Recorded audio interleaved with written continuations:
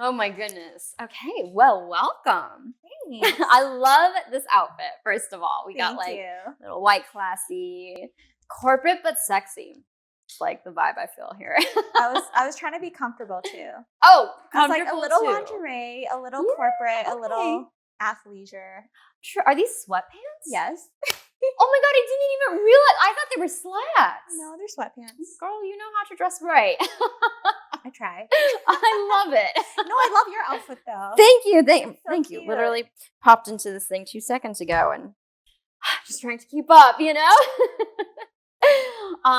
Okay, well, I just kind of let's just start with like an introduction on you. Okay. Who are you? Hi, my name is Annie, and I'm a first-gen wealth builder. I like to tell people that. Ooh. I like that title. I'm an entrepreneur. I own a cleaning business in San Diego. Wow. I'm a mom. I have a 4-year-old daughter. Exciting. What else do you want to know? Exciting. I mean, that's like a solid start right there. Like, oh man, I have so many questions. I'm like, I want to ease into this, but I think I'm just going to dive right in. Dive right in. We're not going to hold Dive back into here. the juicy stuff. Yeah.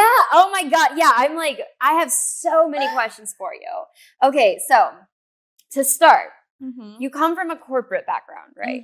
And first gen wealth builder. That's what you said, right? So what's your ethnic background? I'm Laos. So my parents are refugees from Laos. They came here at a young age, like during the Vietnam War. Wow. So they came together? No, they came separately. I mean, they were both really young and they met each other here. Wow. So, and they didn't meet there. They were just, wow, that's very cool. Yeah. How old were they when they came here? I don't know, to be honest. I think they were like, my dad was probably a teenager and my mom was a little younger. Okay. And then how old were they when they met? Girl, I have no idea. Okay. She's like, this is my love story. Like, I have no idea. So they kind of grew up in America then. But you grew up in America. Yeah, I was born here. Okay, awesome. So did they have heavy like expectations on you academically?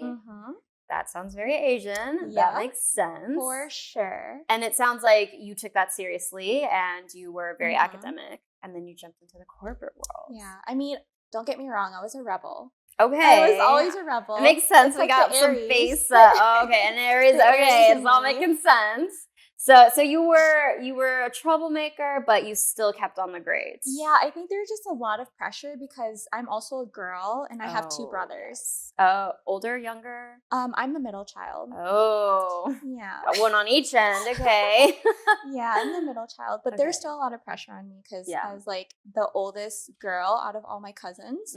I have a lot of younger cousins, but like my mom has 9 other siblings. Wow. And my dad has like, I want to say like 11 other siblings that he's not really close to. Like they're all still back in Laos, but all of my most of my mom's siblings are here. So I grew up mostly with my mom's side of the family. Okay, wow. Wild. Yeah, so there was a lot of expectations. Yeah, definitely. All my younger cousins were like looking up to me. Oh my goodness. No. Yeah, that's a lot of pressure, especially in an Asian family. It's a lot of pressure. So, okay, you had to be academic. In your family, as the only girl too, was there a lot of pressure to be really academically successful or to marry well? Because in China, there's a lot of pressure on the women to marry up, you know, and marry well. So both. Okay. Both, like. It was so confusing too. It's weird, right? Like, no, because for a long time it was like focus on your studies, you can't date. Yes, yeah. And then after I don't know, like day after college it was like complete switch. Yeah. That's so I thought confusing. You didn't want me to date and now I'm supposed to get married. Yeah. Yeah, no in between time. And it's like you gotta do it now all of a sudden. Yeah. So confusing. Okay, so they wanted you to both be successful and marry well.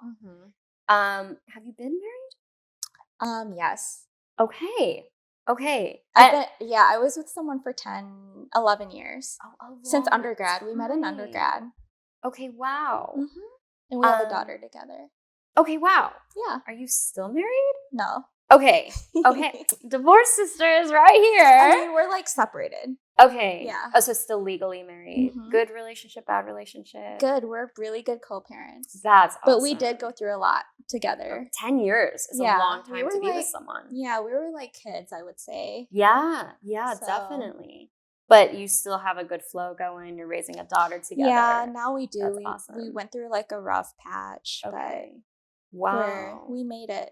Yeah. We're like dating other people, and everything's good. So that's awesome. Yeah, I think that's a really interesting thing is that a successful relationship doesn't always mean like marriage.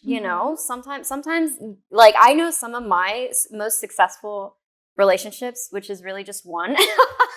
We were friends with benefits for a long time, and we're still best friends today. And that has been like the best man in my life to this day, and we never even dated. So it's interesting how like love doesn't come down to paperwork. That's for sure. Interesting. Okay, so can I ask you like what did your ex do? He's a doctor. Okay, so you married up. So you got your own business and you married up. But a lot of people are like, oh my God, you're married to a doctor. No, dude, he was a broke medical student for like ever.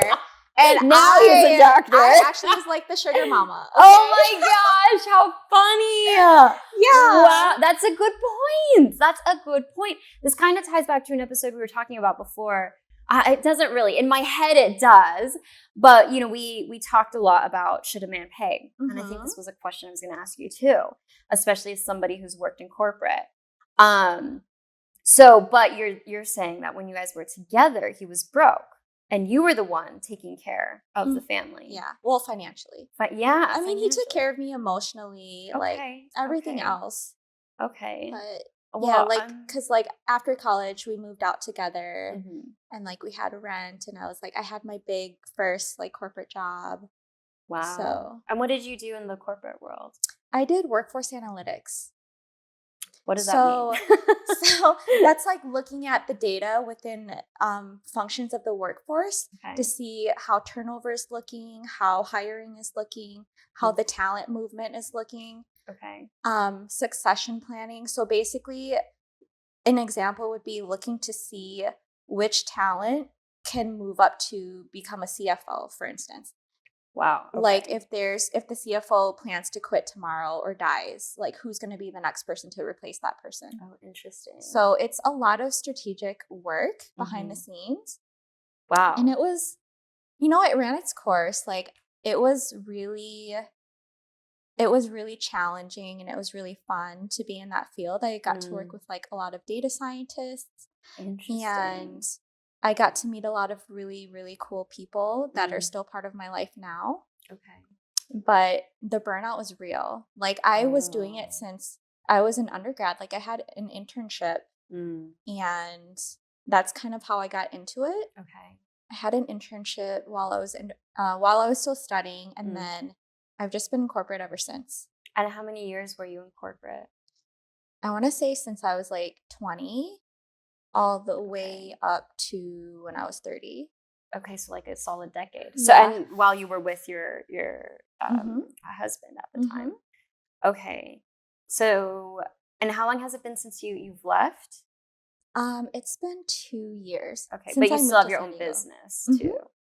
Wow. Okay. Interesting. Yeah, it's been a lot. Yeah. A lot of changes. Oh my gosh. Yeah. That was a big reason why I was excited to bring you on, because, a lot of things we're addressing is like, this stigma about beautiful women in Playboy, women in OnlyFans, women, burlesque dancers, whatever, is that, there's this idea that like either we're not smart, we're not capable, we're not relationship material or whatever. And now we have somebody who has done all the things, who has been married, who's been a mom, who's been in corporate, and is now in Playboy, which is so interesting to me, and a huge reason why I'm so excited to have you on here. Thank you. So what was the catalyst for you that made you be like, okay, I'm done with corporate and I want to explore other avenues, and not just other avenues, but modeling, and not just modeling, but Playboy, There's so many different factors. Like, for one, I grew up in Minnesota. Oh, wow. Okay, so conservative, right? I grew up in Minnesota, so that was like everyone's lifestyle was like you have a corporate job, 9 to 5. Like, I thought that was my life. I thought that was going to be my life for a long time. Yeah. But I think also ever since I became a mom, I kind of got lost in like, who am I as a person? Like, I kind of don't know what I'm interested in anymore. I don't really do anything for fun anymore. Like, I feel like I'm just put into this role. And it was really hard for me to redefine my identity after becoming a mom, because I had a baby during the pandemic, and that was like really challenging too. Yeah. Yeah. And then like during the time I had a falling out with my mom because while you're pregnant. No, like after I gave birth. So she didn't get to meet my daughter for 2 years. Oh my god. That's another story, but but we're good now. It was just like a lot of things growing up. Like, it's just a lot of trauma that I felt like she needed to work on. I see. And she was kind of passing it on to me because then I realized, I was like, oh, I have a lot of trauma that I need to work on because my childhood was like, I had a good childhood, but it was kind of rough too. Okay. Yeah. So it was just like, just like looking back at my past and just thinking about like, what are all the things that could have been different between like me and my mom. Interesting. Okay. But it's just a lot of different things that came into play. Like, it was, me becoming a mom, me having a falling out with my mom. That's wild. The pandemic. Did you becoming a mom somehow contribute to a fallout with your mom? For sure, because for me, I just had this very protective, spirit in me where I'm just like, I don't want any negative energy around my daughter. Okay. And it's like, if my mom if my mom came around and was being negative around my daughter, like, at the time I wouldn't know how to handle it. Like, I was not strong enough to be like, hey, I don't want you like saying certain things to my daughter or telling me how to raise my daughter. Yeah, for sure. Setting so like boundaries. For me, like, me cutting her off is like very dramatic. But I felt like I had to do it because very necessary. I was going crazy. Like, I had postpartum depression. Yeah, I was gonna say. And it didn't make my life easier. Like, no. It actually like made me really sad because there were a lot of hard times that I had with raising a baby where I was like, I really need my mom right now. Yeah. And it's just like that internal like instinct to like want your caregiver. Yeah, for sure. Well, and especially as you're learning to be a caregiver and to not have the guidance or the help or support, it's difficult. For sure. So there was just a lot of little things that triggered me to cut her off. But I think she, like, the way that she would understand it is like, she said one thing to me and I got mad over it, but it was really just a bunch of things over the years that built up. Yeah. I understand. That was like with me and my dad. It was the day after I graduated from college. He said, okay, you either go work a corporate job for the next 5 years or you get out of my house. And so I got up, went to go to church with my ex-husband, and I never came back. Oh my God. That was it. And he was furious. He never thought I would have taken him up on that, But the thing was, it wasn't just like that one moment of, oh, now I have to go work corporate. Well, fuck this. Yeah. It was 20 years of things building up and just hitting a point of being like, I cannot do this anymore. I can't give another 5 years to this. Like, I have given everything I have into like this family and being a good daughter, a good Christian Asian daughter that's not allowed to be Christian, but has to still follow the Bible and not go to church and be the valedictorian or whatever, So, and then, the same like never allowed to date. And then like suddenly like, oh, but we gotta get married now. Yeah, so confusing. So confusing and so much pressure. And I think it's a huge issue that Asian culture is so toxic. And, it's really kind of a bummer because I think people don't know how intense it is. And that's why the highest suicide rate is in Japan, because you have these kids with all this pressure. I think they have something called like the suicide forest or something, where people go to kill themselves because you're growing up with this unrealistic amount of pressure. I remember when I was in school, I was getting like 104%. Like I was getting beyond an A+, and it still wasn't enough. And I was like, I don't know how to reach that. And then two, to have the added, like, you're a good kid and you're still going to get punished because I still don't really understand why, but it's so much pressure. So yeah, I'm sure, like, I can imagine, and mine was from my dad. I know like Asian moms are really intense too. It's the way that they are. Yeah. So do you find that with you being a mom and having, being raised in that Asian environment, are you really strict with your kid, or are you really like let her do a lot of things? Like, no, I'm not. I wouldn't say I'm strict. I'm very intentional about decolonizing parenting. And what I mean by decolonizing parenting is like everything I grew up knowing while I was raised is very colonial. Like being punished, like being spanked, being hit or like abused. Because looking at like my ancestral like history or lineage, it's like you read, I'm like super into history. It's like you read about how kids were raised back in the day, and it's like they were treated like kings and queens because they're future ancestors. Yeah. And so it's like everything that they did back in the day is to raise a future ancestor, is to make sure that your lineage is like healthy for future generations.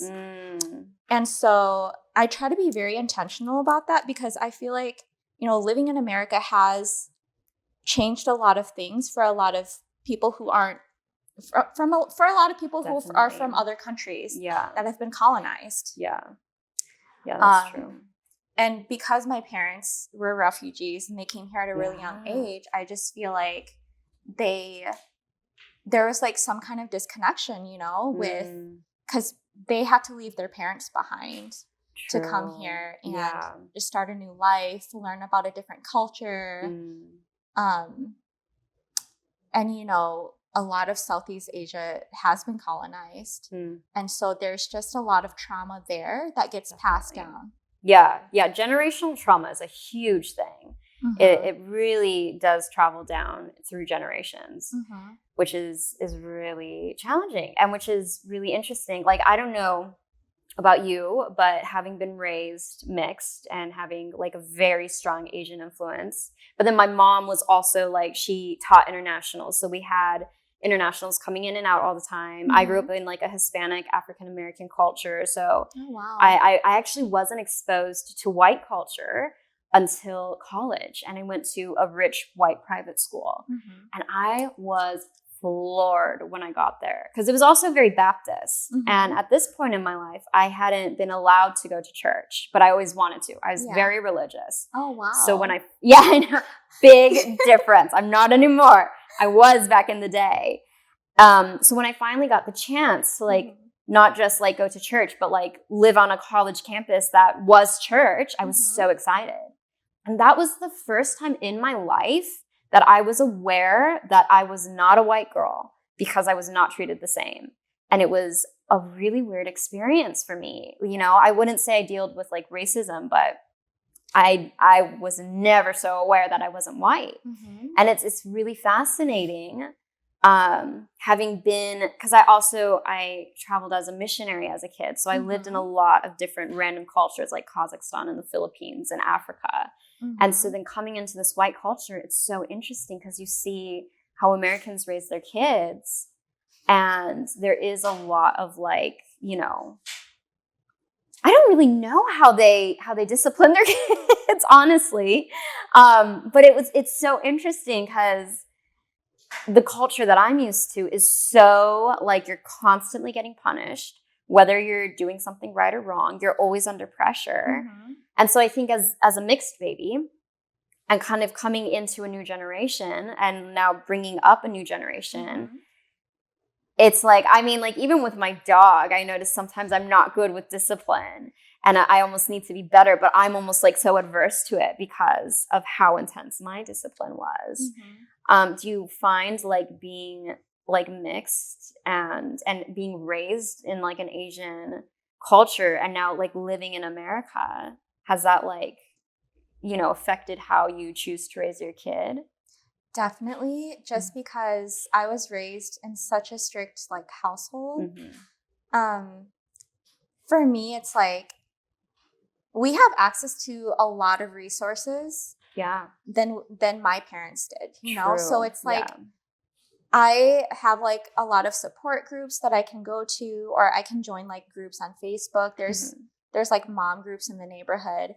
It's like just like my generation, I feel like, definitely knows that there needs to be a change in how we raise our children. Because I feel like everyone has gone through some sort of like, is healing from some sort of trauma. Yeah, that's true. And so just me being very intentional about how I raise my daughter and just thinking about how I can communicate with her in ways that's not manipulative, that's not like, you know, making like belittling her, and just helping her understand. That's helping her, and just having word. Like empathy for her, because I try to think about who I needed when I was a child, you know, and it's like children don't always like know how to communicate their needs. Sometimes they do it.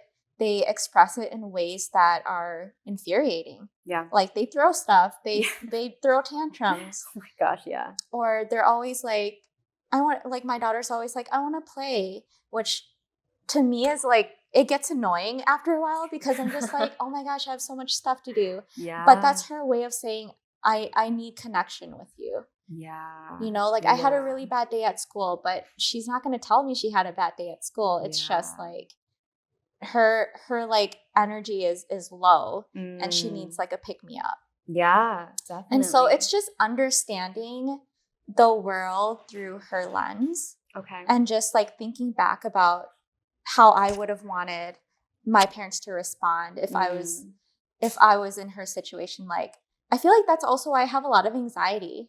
Really? Because from your childhood? I was like such a people pleaser. Yeah, I feel like same. I feel like I still kind of am a people pleaser, but I'm more self-aware. Like I'll catch myself and I'll be like, what are you doing? Yeah. Oh my gosh, totally. I feel me and my brother very different people. I'm like creative, artistic, freelance, and you know, I'm all like, you know, how do I look or whatever. Yeah. He's like a computer programmer, technology, AI, like oh my gosh. Socially to himself. And we both struggle so much with anxiety. Because and it's so funny because dating too, total opposites. Like I always got a boy, you know, like always. And he never has a girl ever. He's never even had a girlfriend, you know. But we still struggle with the exact same thing, the exact same anxiety. And in human relationship is a challenge because you grow up with this fear of like, I can't let these people down. And it's so stressful that it makes it hard to open up and connect a lot. So I think that's great how you're choosing to raise your daughter. Yeah, don't get me wrong. Like, I'm not perfect. And for sure, none of us are. I'm just like... Yeah, no, sometimes I have yelled at her and I felt like so guilty because I'm just like, oh my God. Yeah. But it's just like that guilt, you know? Yeah, yeah. And you can be aware of it and clock it and adjust how you do things. Yeah, but it's also like taking accountability too. It's like, I know I'm not perfect, but I shouldn't have done that, or I shouldn't have said that. Definitely. And then like being able to apologize to her, that was a huge thing because I felt like I never heard that growing up, you know? Oh my God. Yeah. Yeah. I didn't hear it till maybe like a couple years ago, you know? And same, like, I'm sorry and I love you were two things I didn't hear till maybe I was 27, 28. So wild. Okay. So how, like, this is something that really fascinates me. And I've seen a couple moms in my industry do, you know, I've watched how they do it. So a big thing that I've heard is, you know, I've had I used to date very conservative men, religious men. And I've heard them say like, oh, I don't want to marry like a model or an OnlyFans girl or whatever, because like, you know, that's going to be the mother of my child. I don't want them raising my kid.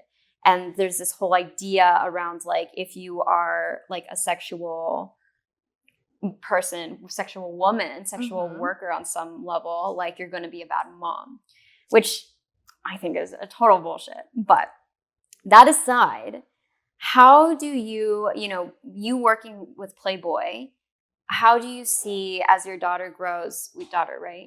As your daughter grows, how do you like plan to like kind of expose her to, you know, this world, like, and I don't just mean like Playboy, I mean like the world, because whether you're in Playboy or at home watching the TV, like there's a lot of sexuality going on everywhere. And it's just a part of being a human. It's not like, you know, you're a bad person for being sexual. Everyone is sexual. It's just, we express it differently. We have different levels of it. So with you being somebody who, you know, you model in lingerie, is that right? Or whatever. I've mostly done lingerie. Okay, yeah. So like how, like, is that something that like you plan to like keep her from, or kind of like expose her to in pieces, or like how do you kind of balance that? I haven't kept anything from her. Like she sees me wearing that stuff at home. Like such a good point. Like she doesn't like in her mind, she's like, she doesn't think anything. Yeah. Of it's it. just It's the like human normal. body. It's like just, she'll be like, that looks pretty on you. Oh, that's so cute. It's like super innocent. Yeah. But no, I don't plan on. Like you're not sheltering her away from it. Right. Like when it comes the time, like even now I'm very intentional about, you know, when she has certain questions, or I just like read a lot about at what age do they ask these questions, or do they become curious about these questions? Yeah. And or I'm like in mom groups and they'll be like, oh my God, my 5-year-old daughter, I think is like masturbating or something. Like they'll be like, what do I do? Yeah. And it's just interesting, like reading about other parents' experience, especially in my generation, because we are trying to go at it a different way and not like be like, no, that's bad. Yeah. Like it's taboo or. Definitely. Yeah. Yeah. And I almost feel like that's a big reason why like our generation is kind of so overly charged sexually, because like the baby boomers were like very conservative, you know, it was a much more, it was like the hippie generation that was like very open and free. And then the next generation was very closed and conservative. So now we're kind of coming out, and like this was the generation OnlyFans became a big thing and everything. Yeah. But I have noticed personally, I did a burlesque show and the singer would bring her daughter backstage, and, you know, we'd all be getting ready for our shows, and, you know, she you know, and it wasn't a big deal, you know, you got the drag queens there, you got the gays, you know, you got the burlesque dancers, and it's just culture, it's just bodies, it's just art, you know. Right.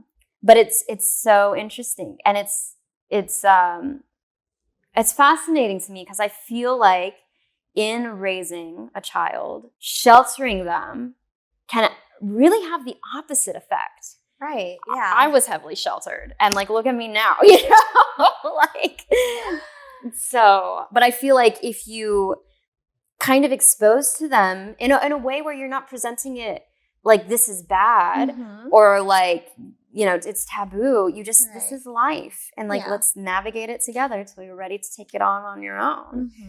I think it's so important.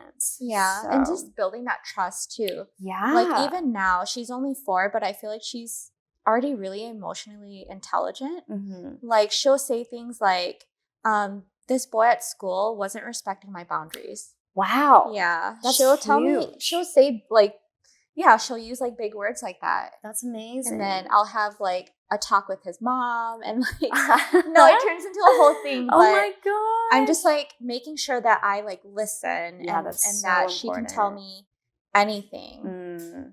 I think that's like so important, even if it's like scary to talk about. Because for Yeah. me, it's like when bad shit like had happened to me in my past, I was so scared to tell my mom because I'd be like, oh my God, I'm gonna like get beat, you know? Yeah. Or yeah. like, yeah.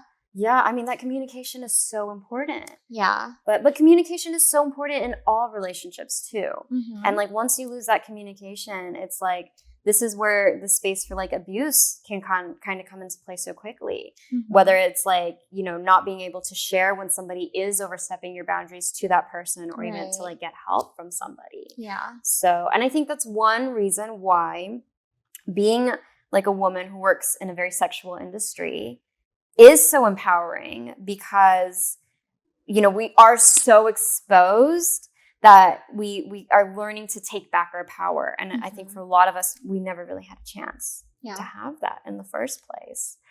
So I wanted to ask too, because, you know, I sent you some questions and got some responses back. One thing that I thought was really interesting that I wanted to ask you more about is you marked how you wanted to talk about like open and monogamous. Mm-hmm. And which I think is super interesting. So first of all, are you open or monogamous? We tried being open. Okay. I mean, we were for like the last year. Okay. Wow. Yeah. Interesting. So your kid was already like 3 or something at that point. She was already, she was 2. 2. Okay. So I have so many questions. What was that like? You know, like having been together for 9 years and being monogamous, then becoming open and having a kid. Yeah. Was it? You definitely need to have a very strong foundation. Like, I don't think we could have done it I don't think we would have wanted to do it if we hadn't been together for that long. And it was like a lot of rules, you know. It was like our family comes first, like our daughter comes first. Yeah. It was just like, and we don't date people in our past. Okay. That which makes is sense. I mean, I wouldn't want to anyway. Because it still is, because it still is your guys' relationship. Yeah, it was just like about meeting new people. Because it's like we were together when we were young and we never really had the chance to like, I don't know, to explore or like meet other people. And so we were just at a point in our relationship where we were like, let's try it. So we both hopped on like a dating app and And was it one of those like you guys would share about your experiences? Yeah. Okay. Yeah, because by that point, 9 years, you guys must be like best friends. And we were like, okay, you're gonna stay home this day. And I'm going to stay home this day. I'm going on a date this day. But we made a rule where we're like, okay, we could only go on a date like twice a week.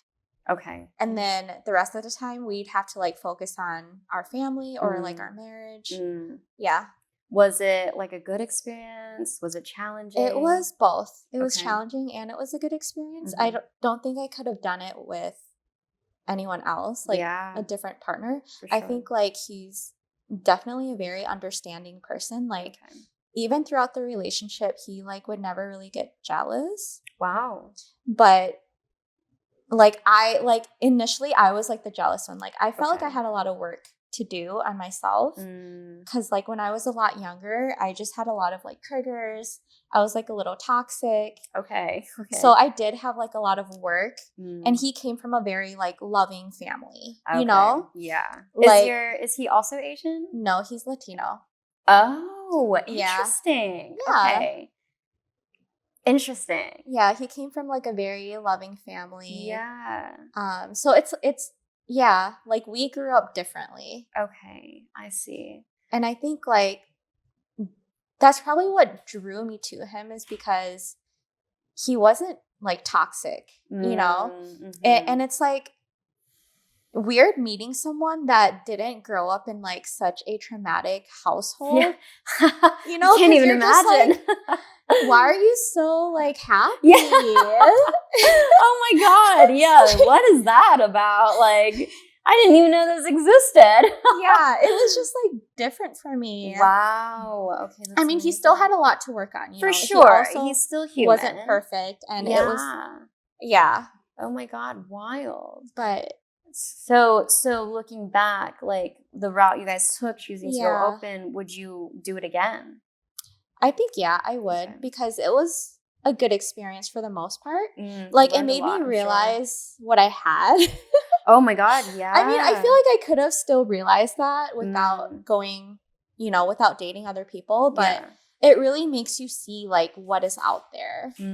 Yeah. And it's just like, well, it's actually kind of shitty out here.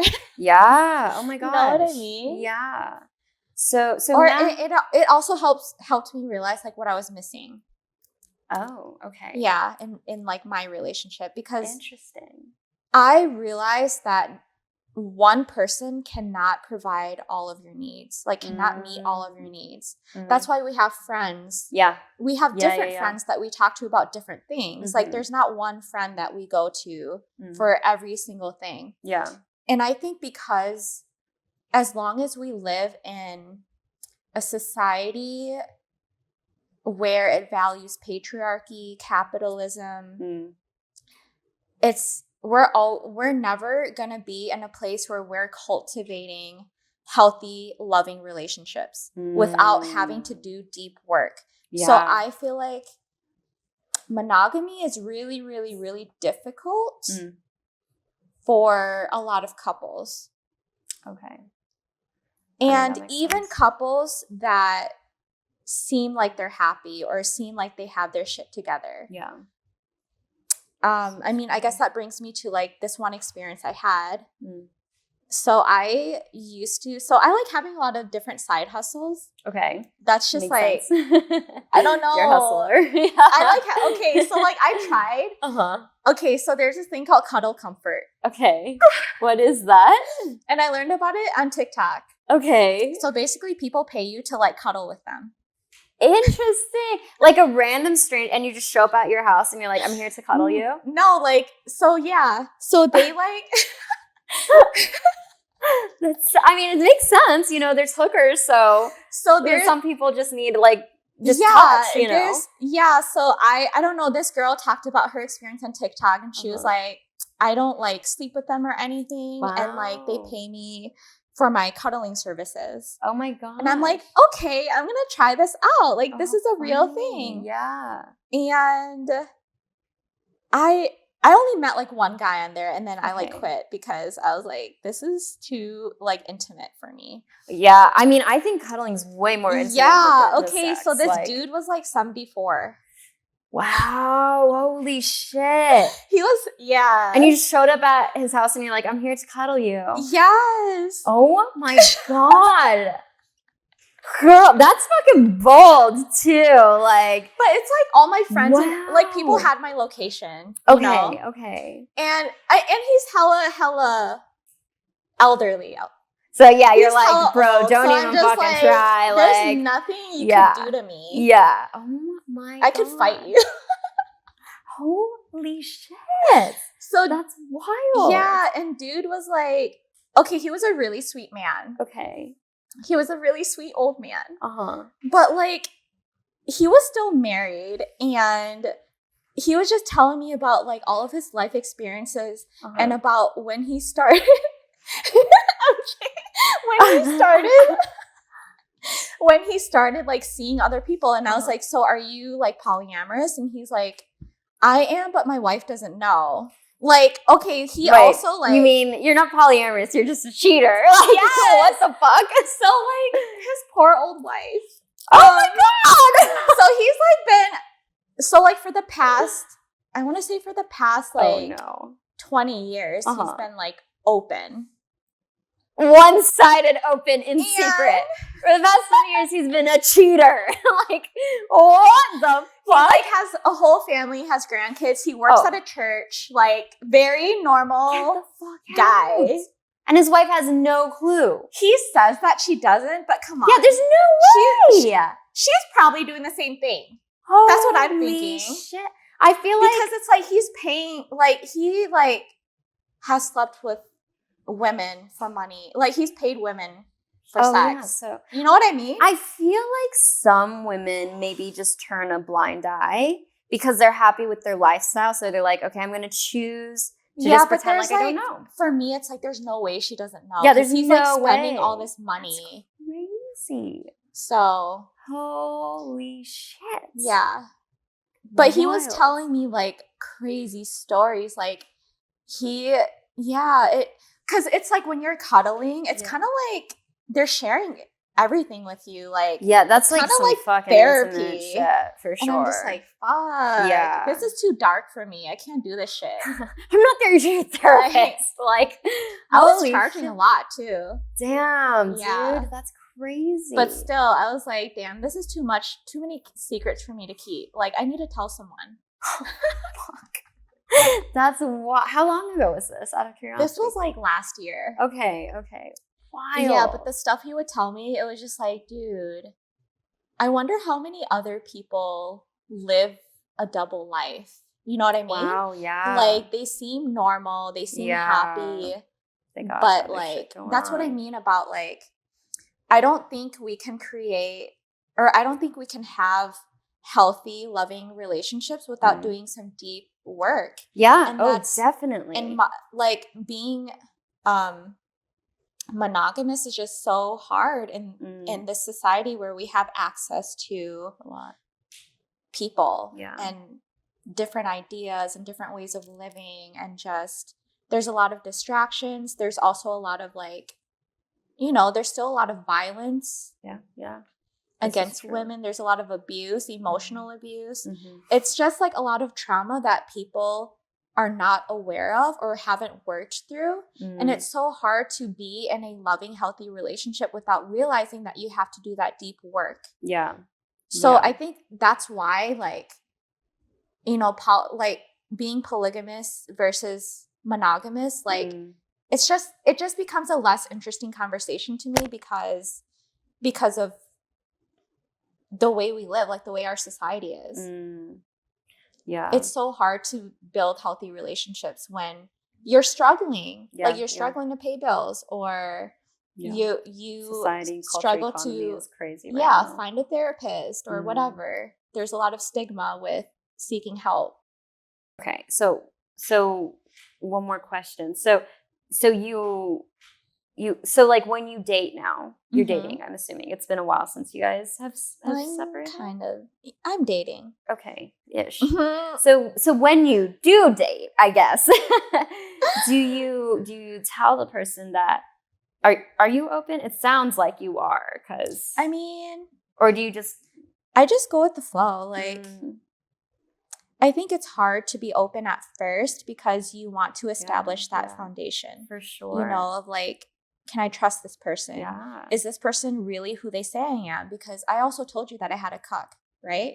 Yes. Yeah. And he was living a double life too. Yeah. It sounds, that's another thing I was going to say. It sounds like you have maybe like you have like a healer energy where you kind of like go into these situations. I don't know. Maybe that's not the right word, but I have a bad bitch energy. Yeah. Like, or like you have the capacity to like, I don't know. I'm not like a bullshitter though. I feel like I tell people like, what? Seems like you have a lot of men telling you some very dark secrets. They do. That they can't tell their significant other, apparently. It's weird. Which is it. But it doesn't sound like you go into situations of like the mistress or the other woman. It's like you're almost providing services. Yeah. And then along the way, you find out like you're providing service to a man who has this whole other life. Yeah. And even if people do tell me like they're married and they want to get with me, I'm just like, I feel like I'm not that desperate to, you're not to be a home wrecker. Yeah, yeah. Like there's a lot of options out there for me, at least. If somebody like was like asking you to, you know, indulge the cuck fantasy of you sending him videos, but you knew he was married and he was willing to pay you a lot of money, would that be like a no?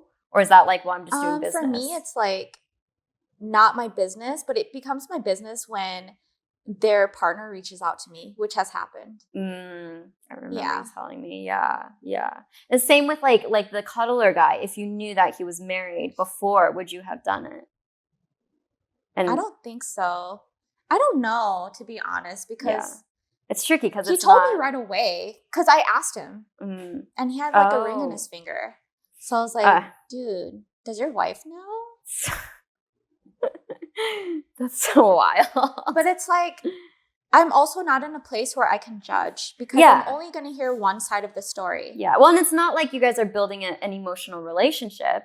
You were paid to do a service, and it's, you know, I mean, you know, there's a lot of emotional things being exchanged, but interesting. Okay. Yeah. Question. Let's hear it.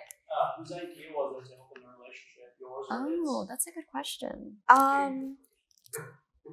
I would say like I brought it up, but it wasn't like, should we do this? It was kind of like, what do you think about this? I think like, because I had seen a video or something about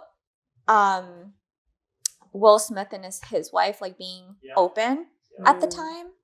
And I was like, this is interesting. Like at first I was like, I would never do this. Like I would never want to share you with anyone, or I don't know, it's just weird. But I think the more we talked about it and the more we talked about our boundaries that we were going to set, like the more curious we both became. So this wasn't just one conversation. You guys it was like conversations over time. Interesting. Wow. Yeah, I would imagine you don't just wake up and you're like, let's be open. Yeah. Was it a feeling of awkwardness or unsafety knowing that you had a stranger? That's a good question. No, because he told me that he was held at gunpoint once when he met up with a girl because her boyfriend like came with her and they robbed him. And I was like, did you call the police? And he was like, no, because I didn't want my wife to find out. And I'm like, and you're still doing this. You're still doing Man, I cannot. So like when he told me that, I was like, okay, like he ain't gonna do shit to me. Oh my. But did it feel awkward at all? Like, yes, but at the same time, like I kind of did lie and was like, I've been doing this for a while. But he was like my first client, my first and only. God. So I had to like act like I was a professional cuddler. Oh my God. So I was just like. She just ignored, breeze past the awkwardness, block it out. Yeah. We're doing this thing. I know what I'm doing. Energy. That's how I start anything I do. I'm like, I know exactly what I'm doing. And on the inside, I'm like, I know. Kind of like this podcast. On the inside, I was like screaming. I was like, oh my God, I'm going to fucking cuddle this dude. Was he wrinkling? I was like, hell yeah. His toes were dead, girl. Like, I saw his toes and I was like, ew. Oh my God. No, honey, I think they're dead. Oh, Jesus. Oh my God. Okay, well, we are running out of time. So, but before we end, let's fucking throw a dare in, guys. Oh my God. You know, we didn't get the tip because the thing is dead, but you know, I feel like now we need some little extra thing. What? Yeah. Yeah, you got two more. We got one more girl, so.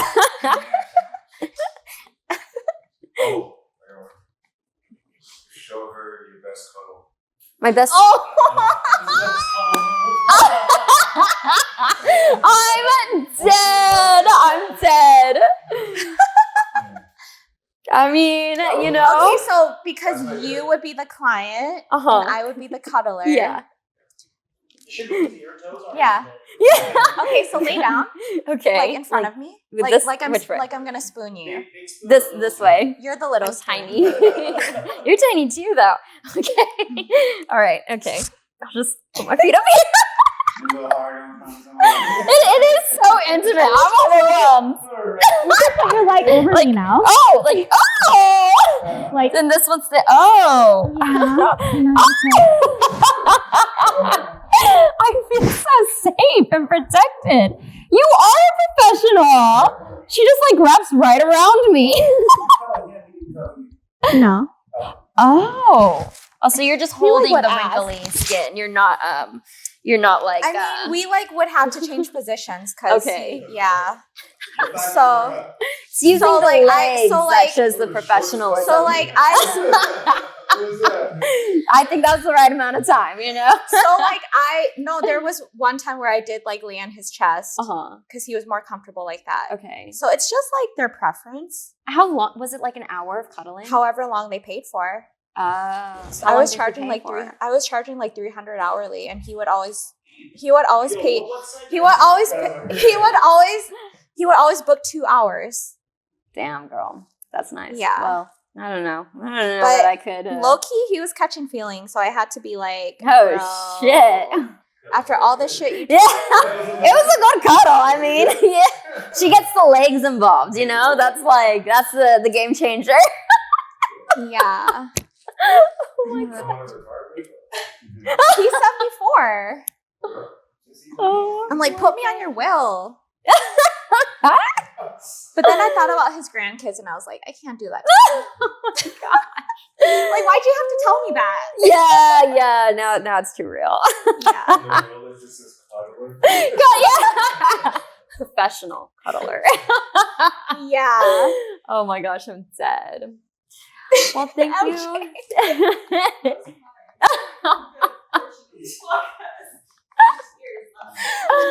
Oh my gosh.